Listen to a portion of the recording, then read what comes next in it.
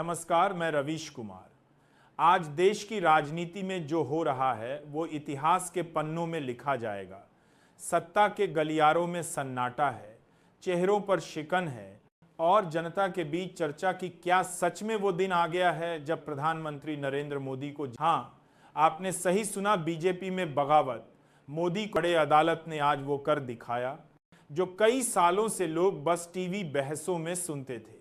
Supreme court ने एक ऐतिहासिक फैसला सुनाया।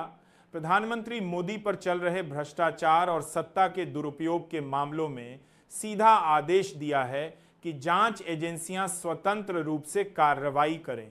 कोर्ट ने कहा, कानून के सामने कोई बड़ा या छोटा नहीं होता।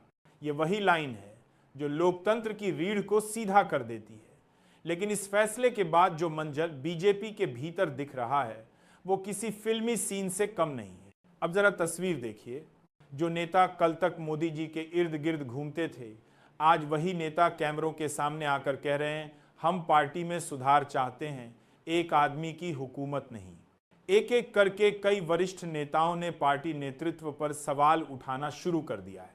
गडकरी, शिवराज और यहां तक कि कुछ मुख्यमंत्रियों ने भी अंदरखाने नाराजगी जताई है। बीजेपी की मीटिंग्स अब बहस का अखाड़ा बन चुकी हैं। कुछ कह रहे हैं कि अगर सुप्रीम कोर्ट का आदेश लागू हुआ तो मोदी जी को हिरासत में लेना ही होगा, तो कुछ कह रहे हैं कि हमारे नेता निर्दोष हैं।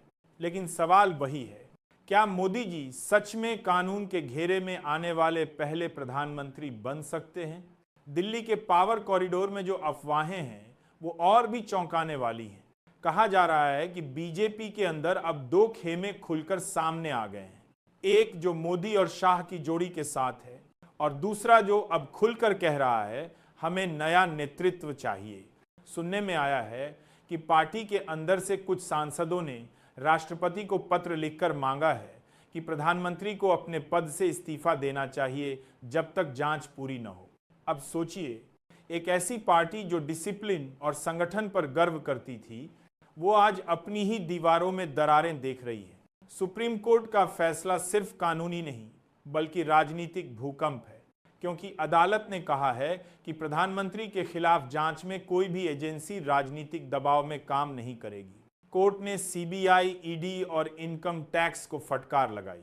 आपका काम कानून के अनुसार है, न कि किसी पार्टी की इच्छा के अनुसार।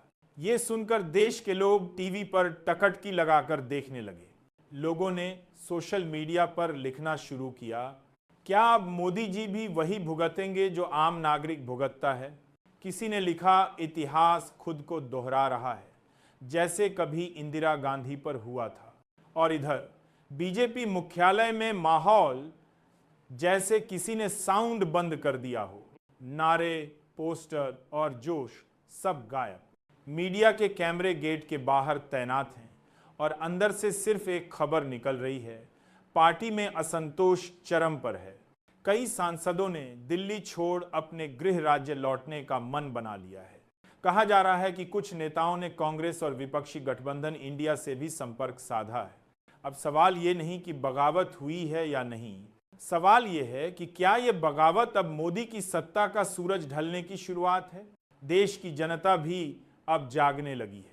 2014 से 2025 तक की यात्रा जब लोगों ने अच्छे दिन की उम्मीद में वोट दिया था, वो अब न्याय के दिन की मांग में बदल चुकी है। सुप्रीम कोर्ट का फैसला जनता के मन में भरोसा पैदा कर रहा है कि शायद न्याय अभी भी जिंदा है। लोगों को याद आ गया कि लोकतंत्र सिर्फ वोट डालने से नहीं चलता बल्कि सवाल पूछने से भी चलता है। अब जरा सोचिए, जिस प्रधानमंत्री की सुरक्षा में हजारों जवान, जिसके लिए सड़कों को खाली कर दिया जाता है, जिसके भाषण को मीडिया बिना सवाल